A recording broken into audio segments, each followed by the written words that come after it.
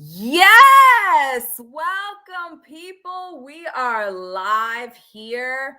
I'm Maddie from Top Rope Squishy. And if you don't know me, what are you doing here? And I'm joking. Thank you for joining. If you have a chance, don't forget to subscribe, like, comment, follow me on Twitter and Instagram at Top Rope Squishy. But I'm so excited to introduce my guest today. He has been talking wrestling for 16 years. Really, I've been talking wrestling for 34, but I suppose people have heard me doing it. Honestly, 34 years, just because I never shut up, and my mom probably had to deal with it my whole life. But yeah, 16 years. 16 years. Well, tell people about yourself. Tell people what you're getting into. A lot of people know you. So tell people where to follow you and what's going on. Just go ahead, man. Well, do your thing. Yes, I am Will Washington. I'm a podcaster, and I've been podcasting about pro wrestling for a really, really, really long time. And a lot of people made me feel old about that this week because I was the host of RBR Weekly Wrestling Talk since 2005. And as of this past Tuesday, I officially stepped down as host of RBR Weekly Wrestling Talk. And I have joined Fightful. You may have heard of them. And I'll be hosting a show on Fightful starting this Saturday at noon Eastern, 9 a.m. Pacific, and it's called Grapsity. And I'll be hosting that with Phil Lindsay, who is a prominent writer for Bleacher Report, and Righteous Reg, who is a writer and a contributor for Pro Wrestling Illustrated, and he also puts together the BW 500 every year, the Black Wrestling's 500, which is always the most impressive thing in the world to me because look, I'm a black man I could probably name to you about 120 black wrestlers at best. And that's all time. And the fact that he puts together a list of the top 500 currently wrestling is just always insanely impressive to me. And I love seeing the talent whenever that list comes out, and they always get excited about it, and they always put out their number on it, and just they love the recognition, and so it's really cool. But anyway, as far as I'm concerned, sorry, I went on a tangent there. Yes, No, go ahead.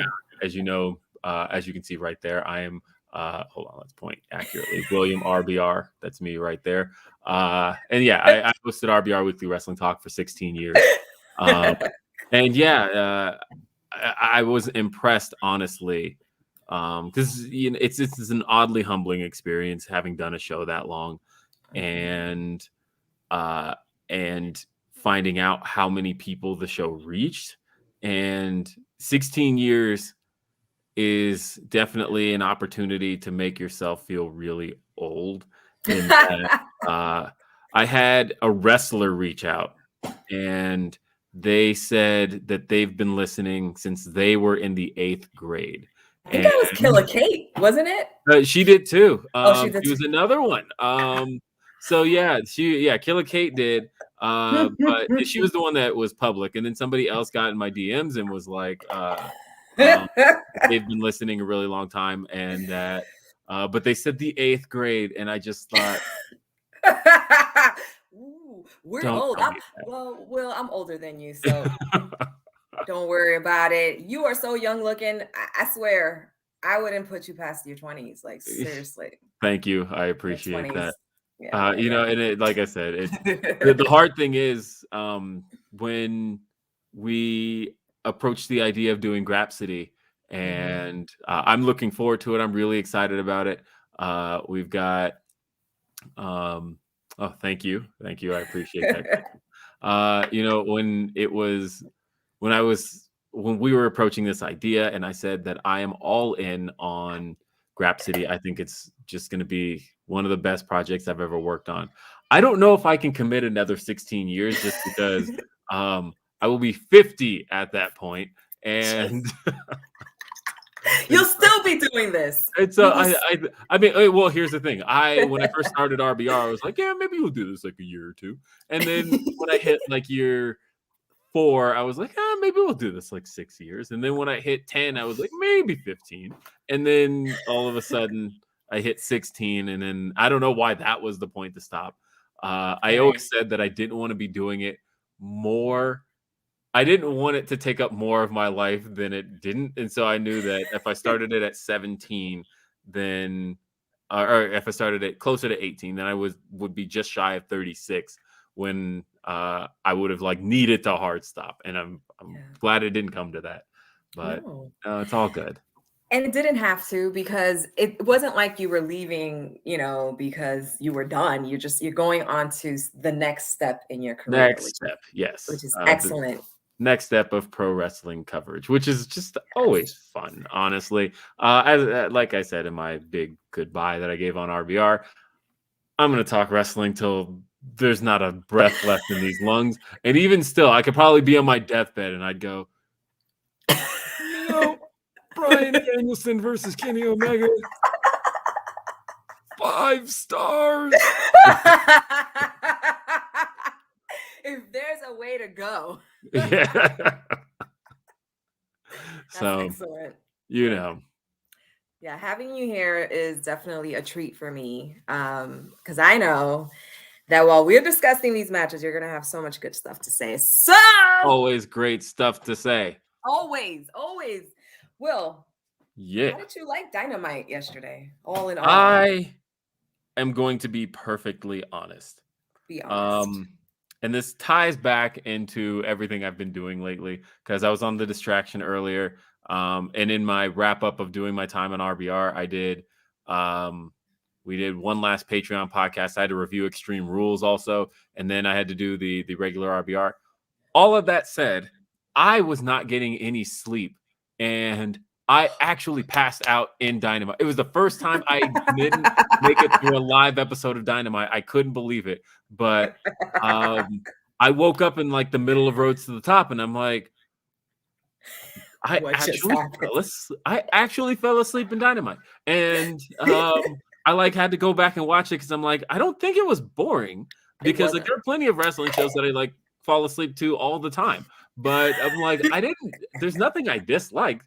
And so, but I actually fell asleep, and I had to go back and watch it and like avoid Twitter for like an hour and a half, because I'm like, I don't know what happened, but and like there could be something big or there couldn't, but ultimately, no, I liked it. I thought it was a great show.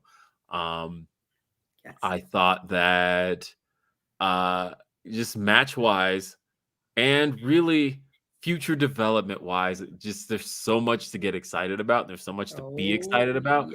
And I loved it. I actually really had a lot of fun with Dynamite. I also loved it. It opened beautifully. If I'm mistaken, it opened with Adam Cole. Well, we got the usual CM Punk entrance when he's on commentary. Except this was a little bit different, because this was a show dedicated to Brody, and they had CM Punk on commentary for the entirety of the show. He comes out, makes his entrance. He doesn't do the stage dive, but he teases it. And then he did a little sprint around the ring and said hi to everybody, and then he got on commentary, and then Adam Cole's music hit. And so you were at Dynamite 2 weeks ago. Yes. I don't think it reached the point till the following week, because I was there last week for Grand Slam, which I don't think you can see it. I've got my Grand Slam chair right now. You got a chair? Yes, I did get a chair. I've told this story a number of times, but I feel like I have to tell it to you because it's still just my favorite story of all time. I told it on RBR. Actually, I told it on Wrestling with Weekends. But this is like my new all-time favorite wrestling story. So I'm at I get to Arthur Ashe, right? And I had no idea where my seat was, despite the fact that, as people have constantly pointed out, I was on camera the whole show. I didn't know I didn't know that was going to be the case, right? So I get to the arena, and I'm in. I knew I was in section 4, seat 8, but I didn't realize till I got to the section and I see that there's only 8 seats in the section. And I go, out of curiosity, do these count from the outside or in? And they were like, from the outside. And I'm like, oh my God, that means I am ramp side. So, Yes. I got to sit next to the ramp the whole time. And so that's why you're seeing me like on camera, like grimacing during. I have to go back and watch it.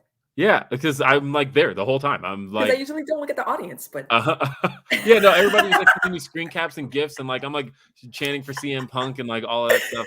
They like during Punk's entrance, and like I'm in the background when when Brian gets hit with the Snapdragon suplex on the ramp, and I'm just and it's like right in front of me, and I'm like right in the background going.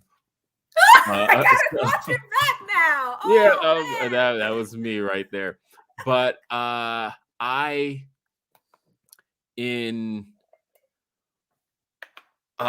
I get to my section, and there's a note on every chair, and it says, take home this commemorative chair. And the funny thing is I have commemorative chairs. I have one from Royal Rumble 2017 sitting next to me. I've got a SummerSlam one. I collect the chairs, but I've never had to take one home myself. My friend Theron has brought them home for me every time because we usually travel to events together, but I traveled to this one by myself. And so I called him and I'm like, so how do you get these chairs home? Because I got to get this on a plane. And he's like, are you flying home Southwest? I said, yes. And he said, perfect. Just take it as your carry-on item. And I was like, oh, perfect.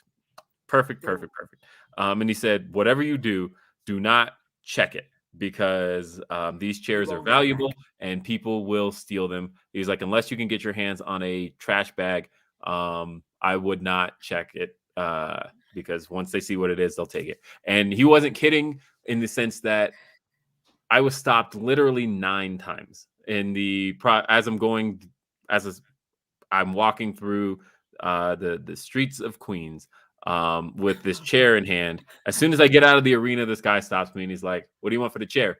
And no, the first guy, he was just like $100 for the chair, and I'm like, "No, my life's important." yeah, I was like, "No," and he goes, "150." I said, "No." He goes, "200." No, like 300. No, and I'm like, "Dude, I'm not selling the chair." He's like, "Okay," and he leaves. And then I was like, "But I got stopped like 9 times by people for this chair."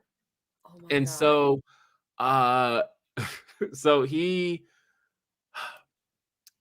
so I eventually I got the chair back to my hotel, and then the next morning I get up and it's super early. My flight probably left around 5 a.m.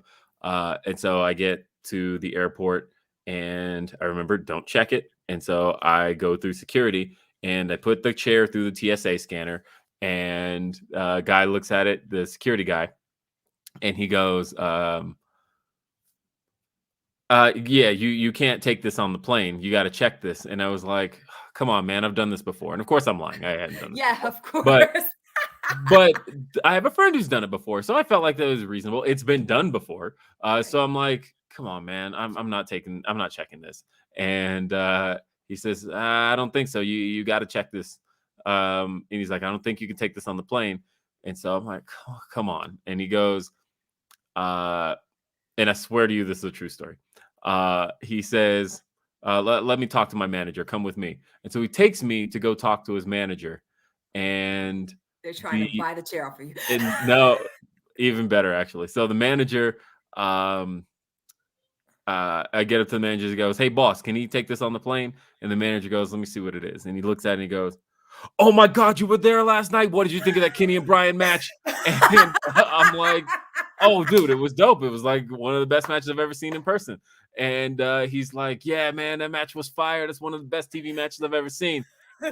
Let him through, man. Let him through. And I got through and I got my chair. And oh my God, that's amazing. I managed to run into the one wrestling fan that was also a manager of TSA at LaGuardia Airport.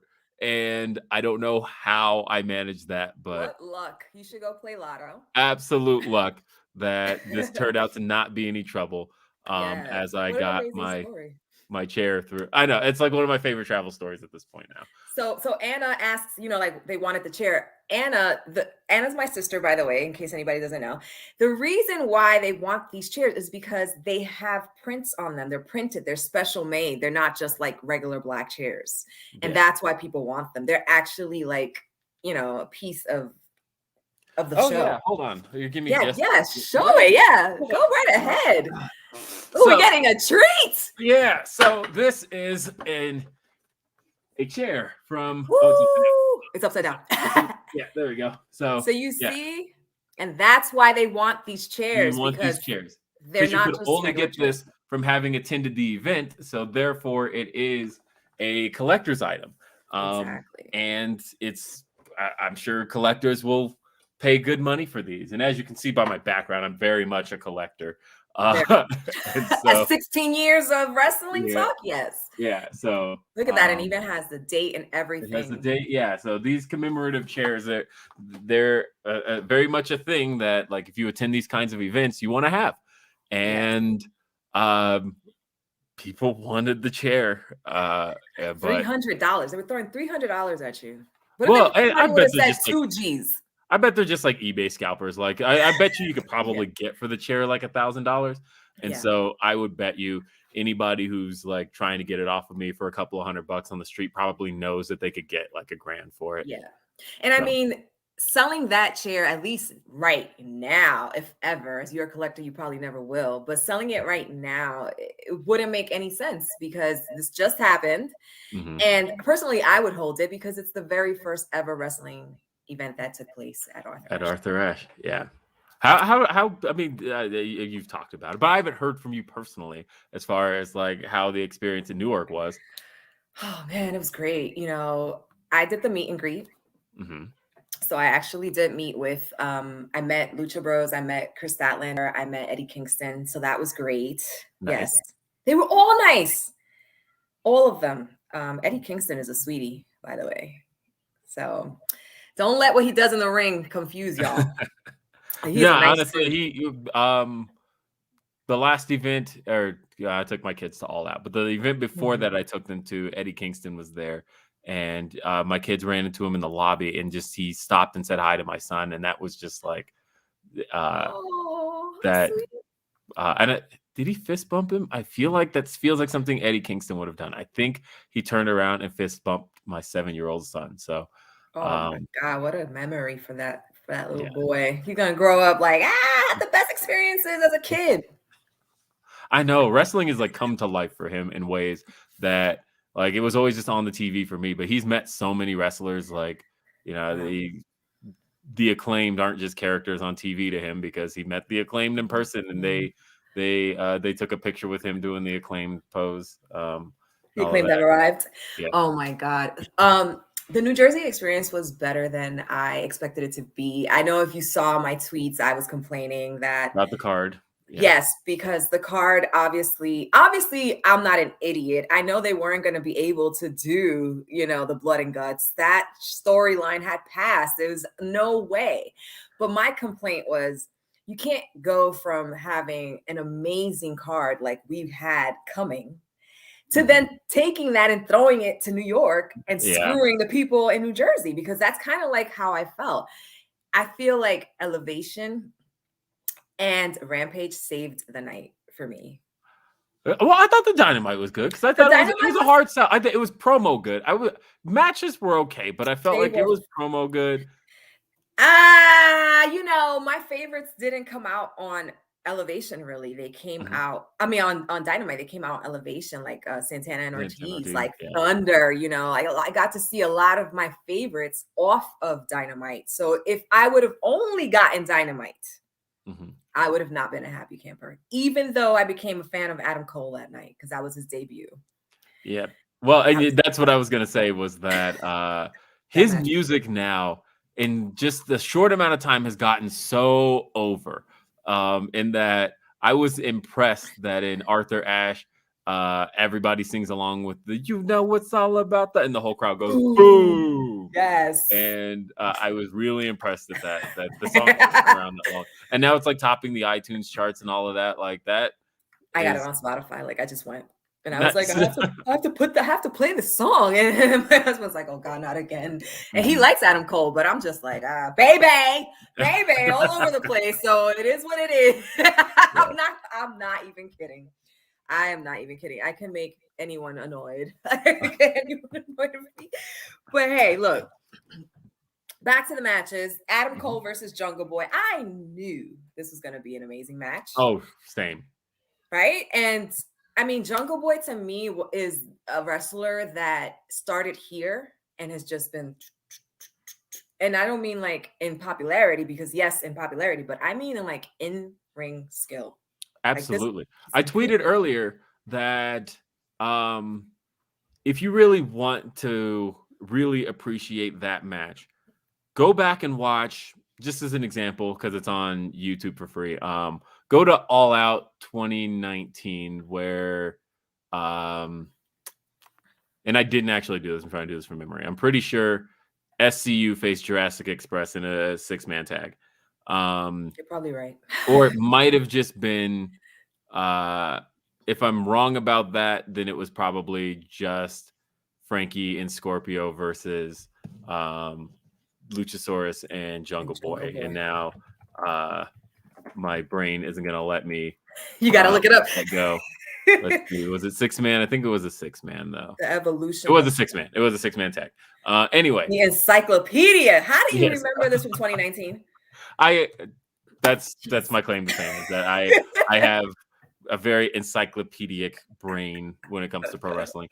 But anyway, my point about that was that Jungle Boy, if you watch just his work in 2019 and then you watch his work from today, you just see like the maturity of man happen. It's like 2 years doesn't make a huge difference to like somebody if you're watching the Young Bucks or Kenny Omega, or you're watching even Bryan Danielson or something like that. Like 2 years, and in the scope of them, not a huge difference, but like 2 years for Jungle Boy, different guy. It's totally not even the same guy. Totally. And just seeing him here, there's so many things that he just gets right. And it's amazing because this crowd in Rochester felt like they were there for Adam Cole. But by the end of the match, I think Jungle Boy had won them over in every way he was supposed to. And I feel like I heard Adam Cole get booed. Yeah, and that, the crowd was chanting Adam Cole as the match started.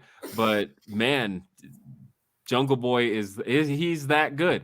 And it's not just like fans that see it, like wrestlers see it. Like every wrestler, any wrestler that's coming into AEW for the first time, they start talking about the guys they want to face, and literally all of them. With Bryan Danielson, like, I want to face Jungle Boy, and Adam Cole was like, oh yeah, I want to get in the ring with Jungle Boy, and CM Punk, he wants to get in the ring with Jungle Boy, and there's a reason for that. It's because even 2 years ago, the guys, like when Chris Jericho got in the ring with Jungle Boy, a lot of those guys were seeing the writing on the wall. They're like, he's not all there, but you can see he's got the makings to get there. And that's a guy that I want to contribute to make him the worker he is today. And he's getting there. And that future TNT title holder, I could absolutely see it. There was so much about this match that was just beautiful. There was, it's one of the things Jungle Boy has become an expert at, especially when it's become a signature battle royal spot where he eliminates someone via the Rana from inside the ring to the outside. And that was so beautiful to Adam Cole. But he took the Panama Sunrise, and like one of my least favorite things about Adam Cole is, and really it's the WWE thing in general. But Adam Cole's kind of the biggest culprit of it is the Shawn Michaels face, where the 1, 2, they kick out and he goes, and like I've always hated that. But, it's too much. It's too exaggerated for you. Well, it mainly because of the fact that that was obviously born via the Shawn Michaels Undertaker match from WrestleMania 25. But like in that case, it made sense because like people were kicking out of like tombstones and finishers and sweet chin music and all that stuff. Made sense then. But I hate it when it's like somebody just hit like a DDT goes 1, 2, kick out, and they act shocked as if they've ever beaten anybody with a DDT.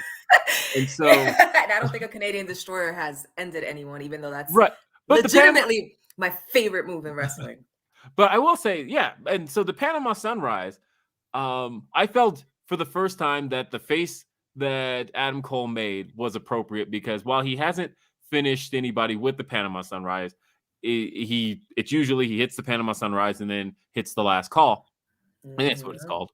The last ride is when he takes his knee pads down. Oh my God! Somebody in the chat. Last shot. The last shot. Last I knew it was, yeah, it was definitely the last something. Right. I had the last shot. So he, so it's always he hits the Panama Sunrise and then hits the last shot. But in this case, he had, but it's believable that without the last shot, the Panama Sunrise could have finished somebody. So when he hits the Panama Sunrise and goes for the pinfall, and then Jungle Boy kicks out, because even the crowd, I think, forgot for a second that he does one more thing before. Like they were almost like, yeah, this is the end of the match. This is the end. And like all of them, the crowd had gone. It wasn't a 1, 2, oh, like it normally is. The crowd went 1, 2, 3, oh, like they had thrown out a 3 because they thought that was the end of it. And so that was the one time where I saw that the Adam Cole face shot that he did. And I was like, this is the appropriate time for it. This is how it should look. Yeah, he did the face, but I was like, I said, as long as he uses it sparingly and uses it at appropriate times like that, that was the right time, because I could believe in that moment that he thought he had Jungle Boy beaten. And then he goes for the last shot, and this was just impeccable timing. Jungle Boy, of course, the last shot is one of those moves that hits you from behind. Yes. And Jungle Boy's timing of Adam Cole going for it and Jungle Boy ducking, and it was just like such a swift, so smooth, so fast, him avoiding it and then locking him in the snare trap. And of course, then Adam Cole ends up having to hit a low blow in order to then hit the last shot for the 1, 2, 3. And I love that match. I loved it. I thought it was really good.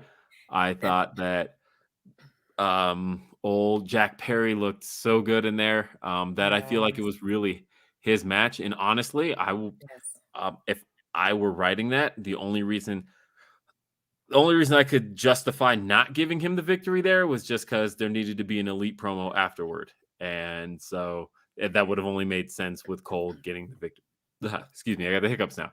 With Cole getting the victory. Oh no, you got the hiccups. So, I have nothing but just kind things to say about that match. It was very good. Yes, it was very good. It's the way you open it, and with the main event that we got, it was appropriate, because the main event, and we'll get to it in a few minutes, was my favorite match of the night. I had to look a lot because there was a lot of characters that came out. Like, I love Dark Order, and obviously, this all started and was kind of like dedicated to Brody V, as it should be. He's from Rochester. For anybody who doesn't know, this is where Brody was from. So the 16-man tag obviously was a biggie for me. But sometimes when you have so many people in the ring, you don't get like everything from them. You know what I mean? Like, you only get like little tastes here and there, but it was beautiful. What do you think about the 16-man tag? Because it was mentioned like last minute almost. Yeah, it was advertised last minute, and 16-man tags can be I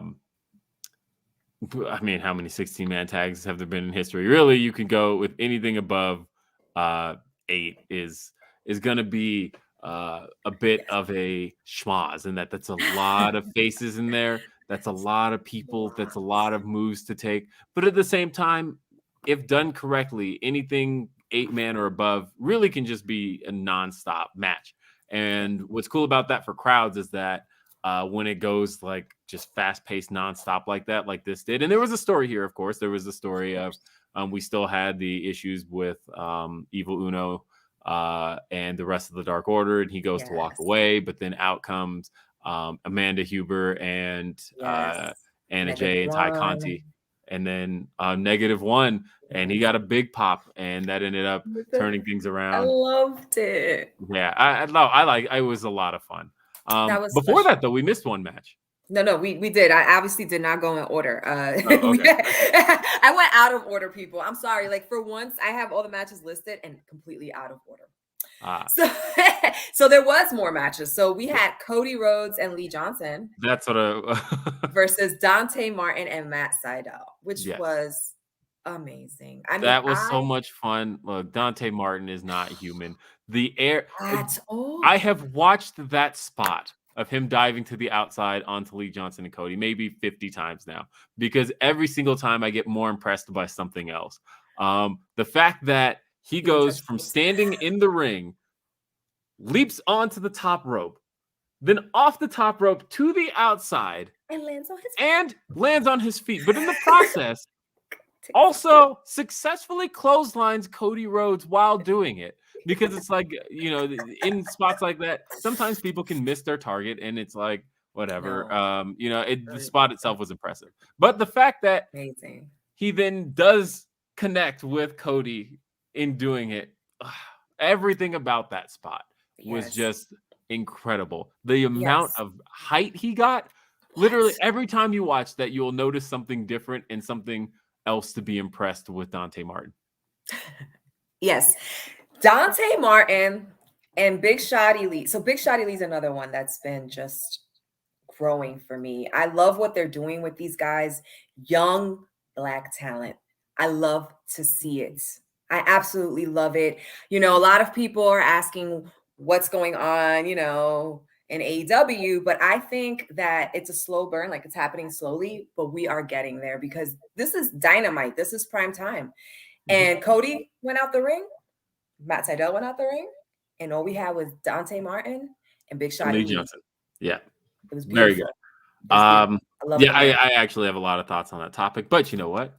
I have a podcast for that, and it's Grapsity on Fightful every Saturday at noon Eastern, 9 a.m. Pacific.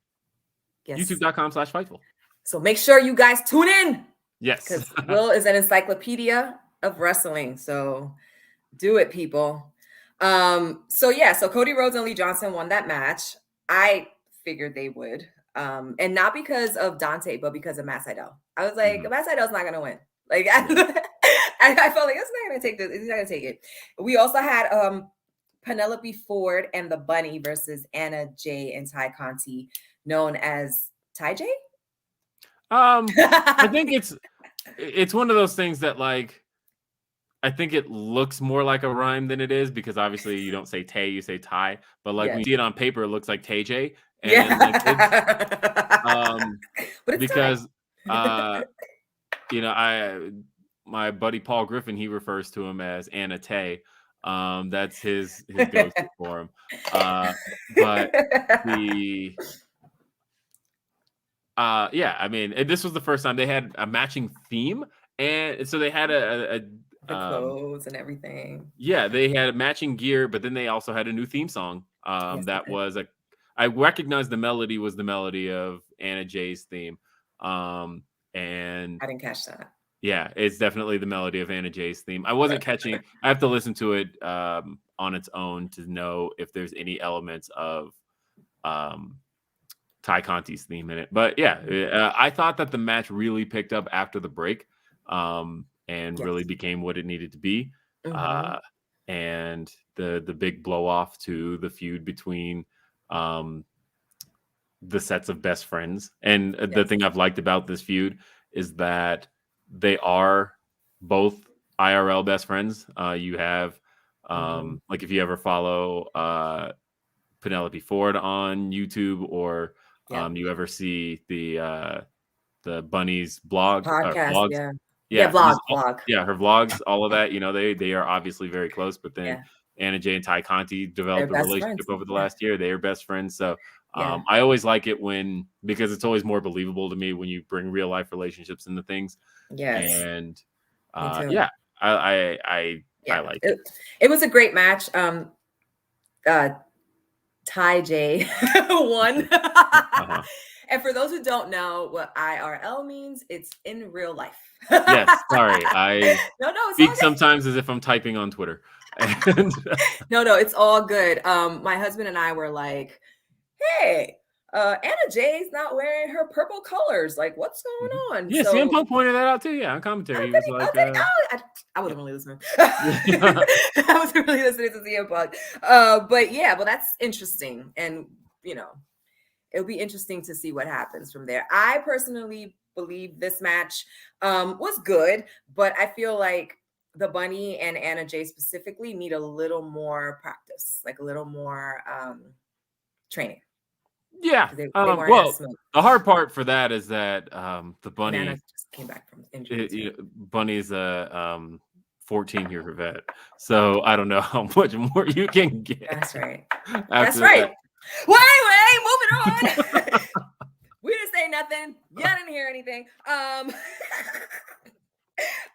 John Moxley and Eddie Kingston and Darby Allin, which have trioed before, and I like this trio, took on Bear Country and Anthony Greene. Was my first time seeing Anthony Greene. I was like, who that? I don't know. I'm sure you knew who that was. Will. Actually, only somewhat. Like, it was a name I knew, but otherwise, that might have just been from dark viewing. But other than that, not really. Gotcha. So this match was okay. I mean, it was high impact. It's a brawler match when Eddie Kingston is involved, and we got a brawler match. And I think it was Kingston. Was it Kingston that got the pin? I think Kingston pinned Anthony Greene. I believe so. I'm trying to think of how the finish went. Darby was sitting. Darby was on the outside. Yeah, he was sitting on the top. And then they hit that double team finish. They do. Yeah, and I think it was Kingston who pinned him. I knew that trio was gonna win just because Anthony Greene is not signed, right? So usually how it happens. But it was still a great match. I mean, I'm always up for seeing Moxley and Eddie Kingston, and my Darby is my sister's favorite. So, it was a little bit of everything for everyone. What did you think? Yeah, I mean, it was what it needed to be. I thought it was just an excuse to get the three of them on the show, except probably Darby was on the show later, and on Rampage, right? Well, no, I mean just on the show with the MJF promo. Yeah, that's right. So we have that to talk about. Yeah, well, let's talk about it before we talk about the TNT. Well, okay. Before we talk about that promo. Yeah. Because we have to backtrack then for talking promo. Let's talk back. Because the one that went viral today and produced some of the funniest memes I have seen in my life. Arn Anderson scolding Cody. Oh my God, yes. With the gun. Oh my God. Arn Anderson telling Cody that if you were attacked by a carjacker, you just give him your car. But me, I'd grab my Glock and blow his brains out all over the pavement. And he's like, that's the difference between you and me. I'm Arn Anderson. And like, holy shit. He just turned on Cody. Yeah, and he left Cody, but everybody, the only thing people are talking about is Arn Anderson out here like in these streets just like blowing people's heads off. What's happening here? Come and find out. Arn Anderson is packing heat. Yeah, and I know. Even Cody looked shocked. He was like, "What the?" CM Punk was like, "I'm sure Arn Anderson's got a body count, but I can't imagine he's like actually blowing people's heads off." But what it sounds like, but literally the memes that came from that today were so good. They were funny. Yeah. And then he was like big, and then he's like, "Come on, Lee!" Like he just and he took Lee Johnson with him. So like there's stuff that can come out of that. But yeah, that's probably gonna turn. And I've been talking about this for a while, but I feel like that is gonna start the turn of Cody. I want to see Cody go heel. I kind of do. I will say that if Cody or at least Tony Khan is self-aware enough to, because a lot of people have been comparing Cody to Homelander from The Boys, and the whole point. Do you watch The Boys? That's okay. So the character of Homelander from The Boys is a villain who thinks he's the hero. And like Cody's attire last week, he said it wasn't inspired by the Homelander, but he could see how it was because he said he's watched The Boys. But I feel like if anything, Tony Khan has definitely watched The Boys and seems to be pushing Cody in that direction because he looks like the Homelander. But the thing is, like they said, the Homelander thinks in the show, he thinks he's the hero, and but he's very much the villain. And like, I would love to see that explored in pro wrestling of like a heel who thinks he's the babyface, who doesn't understand why they're booing him, and like keeps just doing what he's doing and thinking that he's the good guy. But at every turn, he's like, "Why are you booing me? I don't understand." Like, if I think that would have be some perfect for Cody, because like I recognize there's a few little details in there where it seems like they're not unaware of what's happening. Like, for example, as you know, they have babyface and heel tunnels.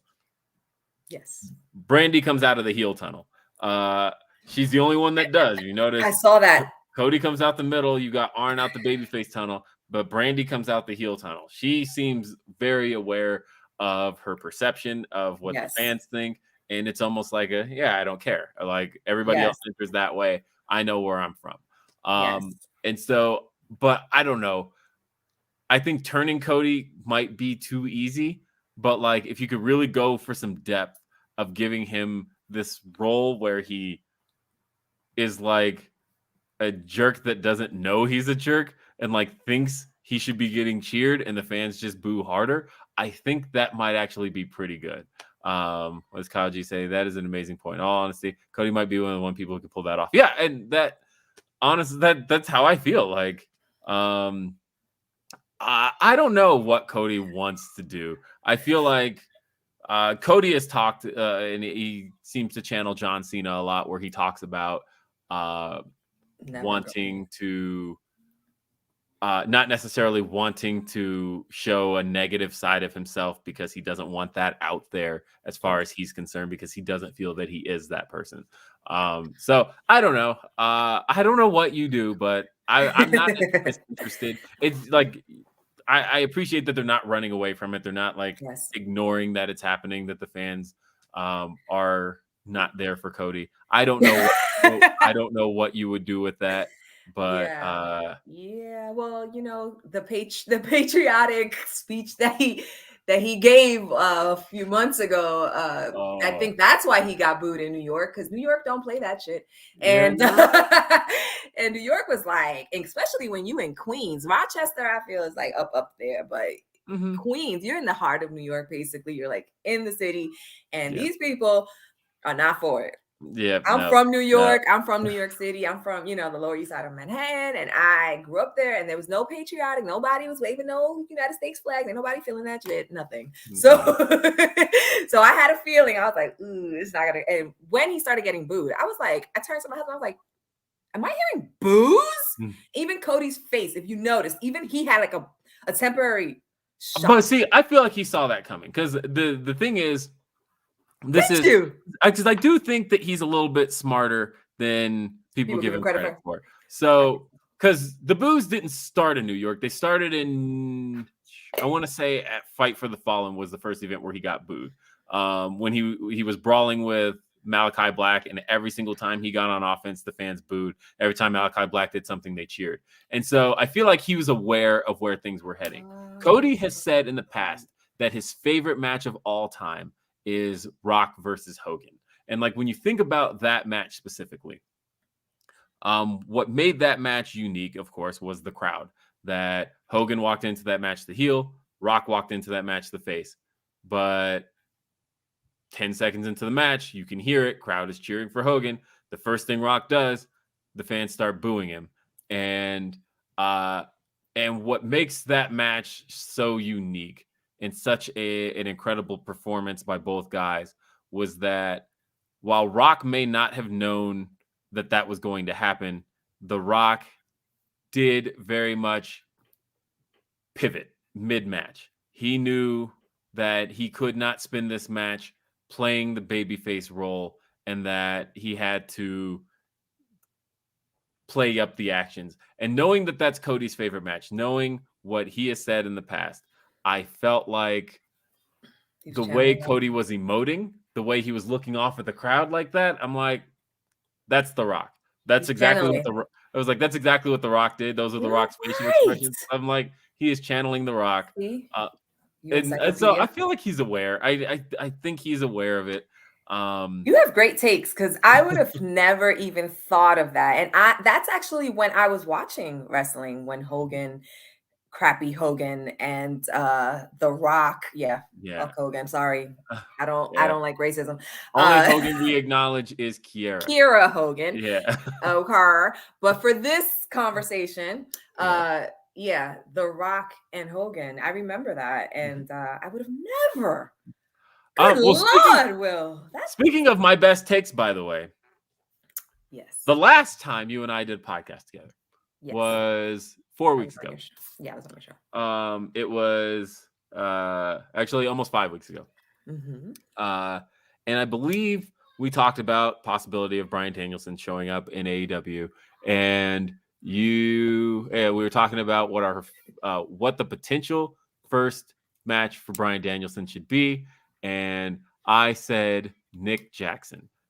Now, which is happening next week. Now, genius. Not that I'm going to fully take credit for it, but I am going to say that Tony Khan does follow me on Twitter. I did repost that clip. And he does listen to you. Yes, and he has listened in the past. I'm just saying that you never know. I'm just saying you never know. But no, I was just credit to Will. I was just pleased when the idea came about because I was just like we talked about it. I said, just if there's anybody I think Bryan should get his first win over, like Nick Jackson makes sense to me. In that he just performs well in singles, and but he's a tag team wrestler, so losing in singles doesn't hurt him. Exactly. And sure enough, we're getting that match on Friday on Rampage. Beautiful. And I'm like really looking forward to it. Me too. Oh my God. Yeah, we were talking about the MJF promo. Yes, let's go, because I actually don't remember the promo. That's okay, because I do, and the reason I remember it, besides the fact that I'm me, but I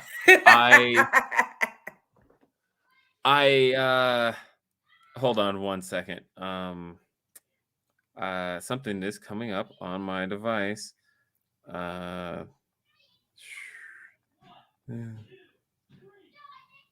me just a second.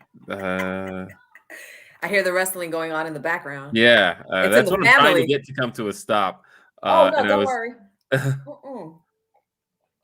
I just heard 1, 2, 3. I'm like, they're having fun in the house. Yeah, that's my kids. Your kids but are cute, anyway, I saw the picture. So the and I'm like getting distracted by it. It's my kids. All right, I have a house with a 10-year-old and a 7-year-old. It's to be expected, people. So MJF promo.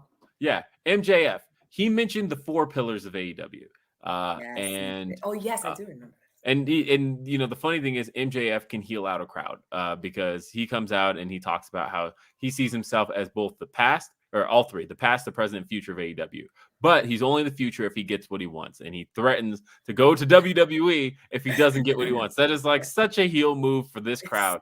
And like to know what pisses this crowd off. That is such an MJF thing. Yes. But he talks about the 4 pillars of AEW. And I feel like in mentioning the 4 pillars of AEW, this episode almost centered around those 4. Because he mentions the 4 are Sammy Guevara, and then he says, beat him. Jungle Boy, beat him.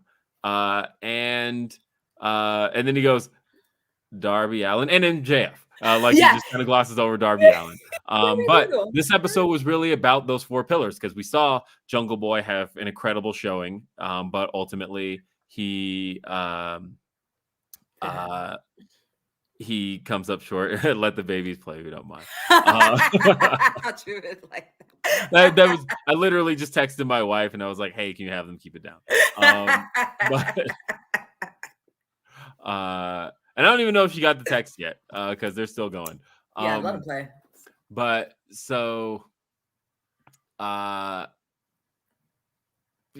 was the point I was making? So MJF, Jungle Boy had the match earlier in the show. This main event was centered around Sammy Guevara, and then of course we finally tied together MJF and Darby Allin. And it only hits me that as soon as Darby makes his way out, that I'm like, we haven't seen this. No. Like we've seen it in tag affairs, but other than that, we haven't seen this pairing yet. And these two are like cornerstones of AEW. Darby Allin, like he is a homegrown AEW name. He is somebody who people, other than the Evolve crowd, which isn't that big, didn't know Darby Allin. MJF was made by AEW as far as being put on a mainstream level. He had MLW, but for the most part, people know MJF via AEW. That's and right. So for these two kind of homegrown names to suddenly be in feud with each other, it's gonna be wild. And Darby makes his way out, and Darby doesn't have to say much, and that's kind of the beauty of who he is that he can keep his words short. Yes. And MJF tried to get in his head and made fun of his dead uncle and told him that the wrong person died and all of that. Yes. But so brought up the car accident that his father that his uncle died in. I was like, oh shit, he crazy. Yeah. But then Darby's just like, you can't break me psychologically, and MJF is just like, let's go, Wardlow, and they leave. But like, we've started something new here. It's so beautiful to see. I know my sister's very happy because she's gonna get to see a lot more Darby. And so they, of course, the other thing that was announced that I'm really excited for, because I was wondering how they were gonna do it. I knew it's AEW, so they would find a way to logically do it. Because, as you recall, back at Fight for the Fallen, we had a 10-man tag that saw the Elite take on Hangman and the Dark Order. Yes. Hangman and the Dark Order lost. Yes. And the stipulation was that Hangman would have to relinquish his spot in the top 5 rankings. He could not challenge Kenny Omega. And like, ultimately, we all know Hangman has to be the guy. He has to be the guy to beat Kenny. And how can he logically be inserted back? Because how do you back off of that stipulation? And I was like, I know they'll do it, but the question is how? Because even Hangman said himself, he's like, I'm going to get the title, but I have to do this on my own. And he said to the Dark Order, I'm going to do this, but it has to be on my own. So my question was always how. And then the how explained itself on this show when they put up the graphic for the next week's casino ladder match. And I thought, casino ladder match? A chance for, is this, so you, wait. So do you think that he's coming back next week? 100%. So here's the thing. Do you remember the rules of the casino ladder match? I don't. Okay. So the casino ladder match was, the rules of it were basically, it was the Money in the Bank ladder match combined with the Royal Rumble, where it's a ladder match that starts with 2 people. So it's kind of casino battle royale rules where you have, there's 6 participants, but they only announce 5. And it's always they introduce the king, or not the king, they introduce the heart, the whoever drew the heart, whoever drew the club, whoever drew the spade, and whoever drew the diamond, and and so on, right? And so and so it always starts with 2 competitors, and then one person comes in, then another, and then finally the Joker. So of course the Joker, every time they do these casino matches, it has to be a surprise, right? Because somebody is going to set the crowd off. So this got me thinking immediately when they said casino ladder match. I thought, oh, that's it. That's the moment. That's the moment, because they don't have to announce it now. They'll announce the 5 main competitors, and then and my if I were to guess a 5, I would guess. Ooh, you know how I would do it? Just to make it fair. To make it fair for storyline purposes, I'd pick whoever are currently the 5 ranked people in the roster. Well, just they do the rankings. Who are the top 5 ranked? Put them in this 5 or in the match, and then the 6th can be Hangman. And so we do the countdown, all of that. Everybody is in until the 6th person enters. It is Hangman Adam Page, and he wins the ladder match. And suddenly now there's no avoiding it. He's got the shot, and he comes back into number 1. And then at Full Gear in Minneapolis, we get Hangman versus. That's my thought. That's what I'm hoping. That's what I want to see. You guys heard it here first. I feel like that's the way back. That's my theory, and that's an excellent theory. That's what I want to see happen. I feel like I can't think of any other way. And honestly, next week's show already seems like a huge show. I think so. And I get it because it's on Long Island, right? Long Island. No, next week is Philly. Philly. Yeah, the week in after Philadelphia. But it's also because there's no Dynamite the following Wednesday. So I feel like they kind of have to almost like do something huge to keep people waiting with bated breath in a sense, because there's no Dynamite the Wednesday after. And so people are going to have to wait till Rampage to have anything else to watch AEW. But I feel like if you end the show on something that's got like huge anticipation, then the following week when it's time for Rampage, I think people will tune in for that, which is in Miami. And so, so I don't know. I just, because the other thing I was excited for, I'm a big fan of Hikaru Shida, and her getting her 50th win. And I'm using that in air quotes because you're cheating, AEW. I know what you did. You made a mistake, and you luckily took it back. But I know what happened here because she's already had her 50th win. However, what I thought.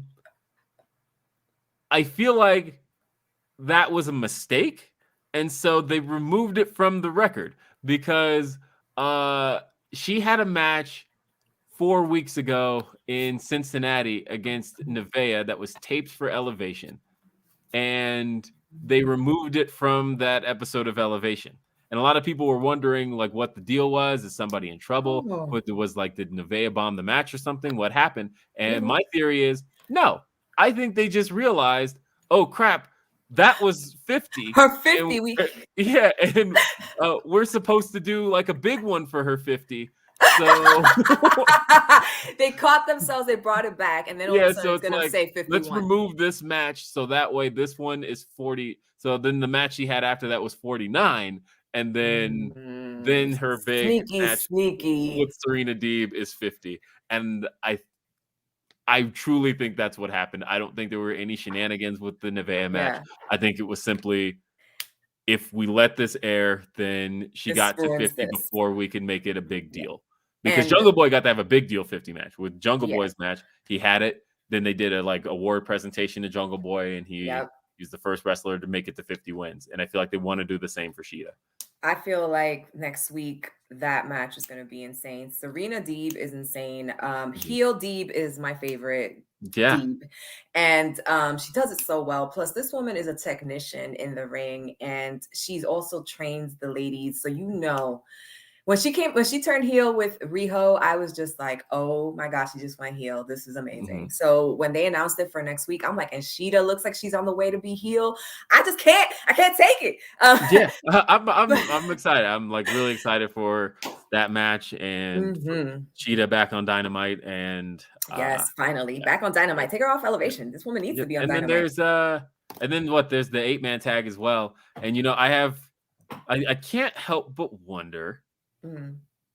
This is just more AEW theories. As you kidding me? My brain is just swimming with them. Go ahead. So we got an 8-man tag coming up, right? We've got it's Brian, Christian, and Jurassic Express taking on the 4 members of the Elite. However, there's actually 6 members of the Elite, so there's 2 others you could use at any point. I can't help but wonder.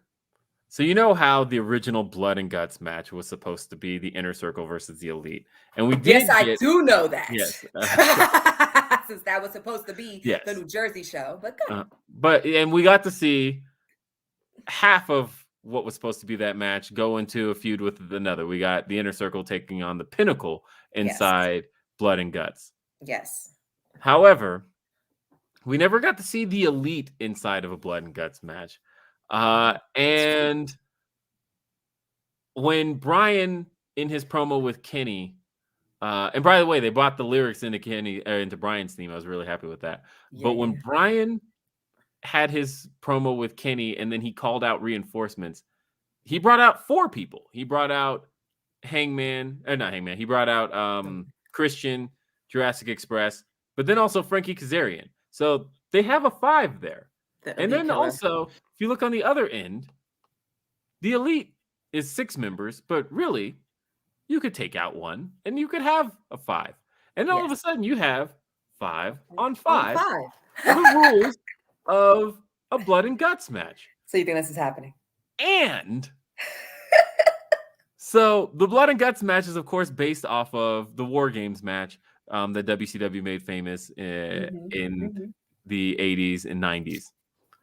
However, WWE also ran their version of the War Games match in NXT. They did it, 4 or 5 years in a row? I can't remember. But the one consistent thing about them doing it all those years in a row, and I think it was 4, is that the same person was in every single War Games match in NXT. Oh, wow. Adam Cole. Oh! And now that he's in AEW, I feel like they can't run a Blood and Guts match without technically the War Games match's most experienced competitor, Adam Cole. And so I just feel like so I feel like there's something they could do of like run this. Do the Elite versus Team Brian inside Blood and Guts #2. Yes. Do it in Long Island. Why not? Because so you just run matches through your head all day. Maybe not all day, but only because I don't want to admit to that. But that's just one of those things I thought about of like, I don't know. It's something they could do. So we main event though.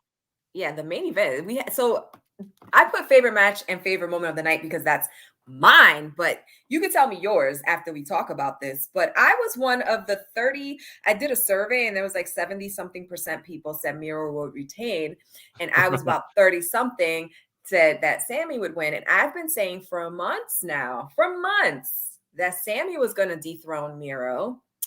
And Sammy said 2 months ago that he was coming for gold. It was a very short promo. I'm glad you remembered that because I was saying the same exact thing, and that I thought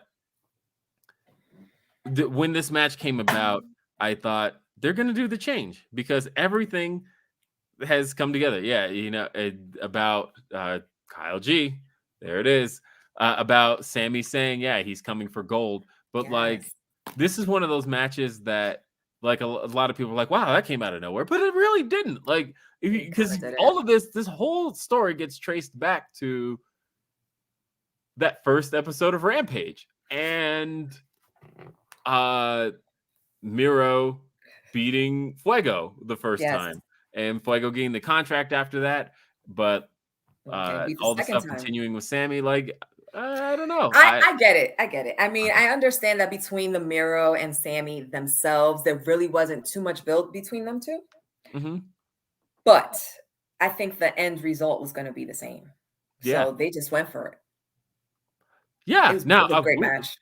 It was. It was.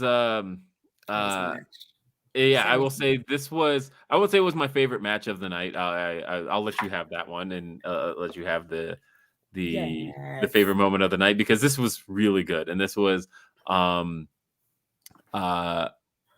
I just felt from a match perspective, everything about it was very well done, and Miro worked to get the crowd on Sammy's side.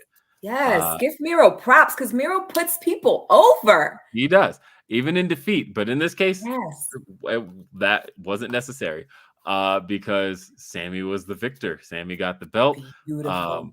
He did every move. He got every move out. Can we talk about how he put Miro on his shoulders. I mean, this is a big dude. Yeah, that's a to give big him the dude. Hit him with the GTS. GTH. Yeah, I said GTS. I keep calling it go to sleep. Nope, this one's go to hell. I know. It's the GTH, yes. Excalibur.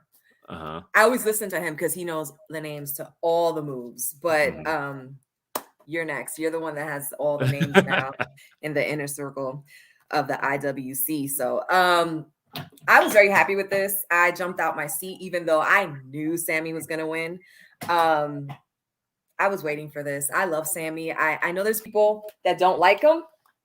Courtney is one of them. She doesn't like Sammy, but it's all good because there's so many people on the roster. You know what I mean? But I think he's going to have a great run.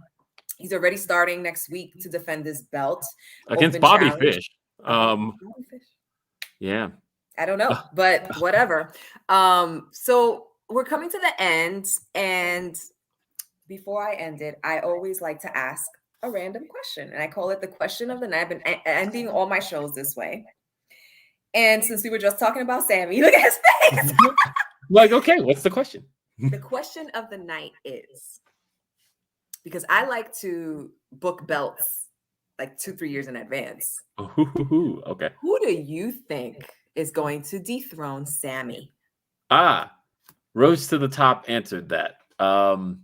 In that, did you catch Rhodes to the Top? I did catch Rhodes to the Top. Did you catch the commercial break where Sammy was announced to be facing Bobby Fish? So, because they announced that during the commercial break, right? So Sammy is cutting a promo on Bobby Fish. He answers the challenge because Bobby had tweeted that he wanted to face Sammy Guevara, and he's like, "You don't even work here, but that's fine. I'm going to accept any and all comers." And then Sammy turns around and he's interrupted by a couple of guys we saw earlier in the night who were angry. Scorpio Sky. Yes. Scorpio Sky then reminded him that he's coming for that he he reminded us that he won the Face of the Revolution match and became #1 contender for the TNT title, but lost to Darby. And I remember after that, he promised us that he would never let that happen again. And then he said the next time he gets a shot at the TNT title, that belt is his. I think Scorpio Sky does end up. Honestly, I think that'd be a good rivalry. I think that if just something we've never explored as Scorpio Sky taking on Sammy Guevara. And there's a little things in there with like Chris Jericho's out of action right now, but who took Chris Jericho out of action? America's Top Team, which is all tied with the Men of the Year. Yeah, the Men of the Year, and Chris Jericho is tied to Sammy Guevara, the Inner Circle. There's so many ways you could tie that together. That's where I would go next. Your brain is so perfect for wrestling. Like, it just comes up with the best ideas. I'm sitting here like, that would so fucking work. I would like to see that. And I feel like, because I feel like Sky's always been like right on the brink. And like, he was there last year. Like, he was right there, like ready to get the title. And then he got injured. And people forget that he got injured because they were like, where's Scorpio Sky for like 4 months? And he was hurt. He tore, he tore a muscle in his knee. And he was out from like November through until like Revolution. So he was out for like 4 months. And it was almost like he had to start over from that point. But I think he could do it. Or Ethan Page, I don't know. Ethan Page got my moment of the night, by the way, in that Ethan Page successfully, I think he had the biggest defeat of the night because Ethan Page defeated the what chant from the crowd. As they were all trying to what him through his promo, he eventually just spoke so hard and went so hard on them that they stopped. And that to me is a defeat. He commanded the crowd. And yeah, listen, Scorpio Sky, I like the way he wrestles, but I want him to work on his heel character, only because to me, he's not believable. I feel like he's so nice. Yeah, he just his faces, he's always going too hard. And I'm like, yo, tone it down. Yes.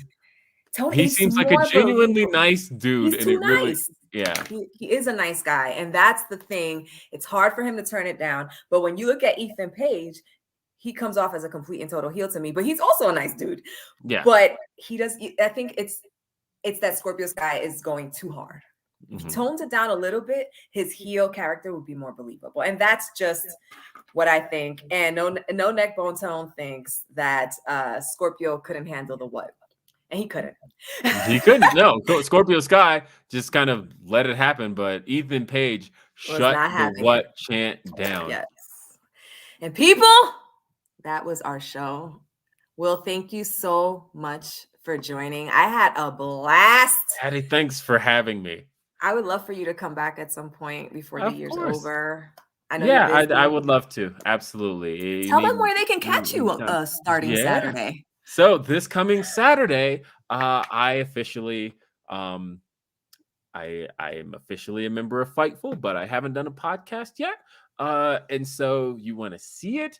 That'll be at youtube.com/Fightful. That airs at, again, noon Eastern, 9 a.m. Pacific. That's at youtube.com/Fightful. It'll also be available in audio form on all of Fightful's various podcast streams, whether it's on your Apple Podcast, Google Podcast, any place you find Fightful, you will find Grapsity. It is hosted by myself and also by Philip Lindsay and Righteous Reg. And it is something that I have been really passionate about doing for a long time, and I'm so glad that we got to put it together. And I previously was the host of RBR Weekly Wrestling Talk, which you can still find over at fanoff.com. And that airs every Wednesday at 10 p.m. Eastern, 7 p.m. Pacific. I still, even though I left the show, I did not leave on bad terms, and I still want to see that show succeed because I hosted it for 16 years and I created it. I would love to see that show continue to have a legacy. So check out RBR Wrestling. That's at RBR Wrestling on Twitter, hosted by Paul Griffin and Cody Carlson. And then check out Grapsity. That's Grapsity Pod on Twitter. So you guys make sure you follow Grapsity. I will add that link, the Fightful YouTube link, to my description so that when people check this out, they just go down there and they can just go straight into it. So if it's not up there tonight, it'll be there tomorrow. Just, I have to jump into an interview from here, but Will, this was great. Thank you so much. Thank you to everybody in the chat that joined. I appreciate you guys. I'm hearing an echo, which is most definitely me. So thank you guys. And I'm leaving you guys as always, as Squishadamus leaves you, with a lot of love, a lot of peace, but above all and best of all, a lot of wrestling. So guys, have a great night. Will, have a good night. Till next time, people. Peace out.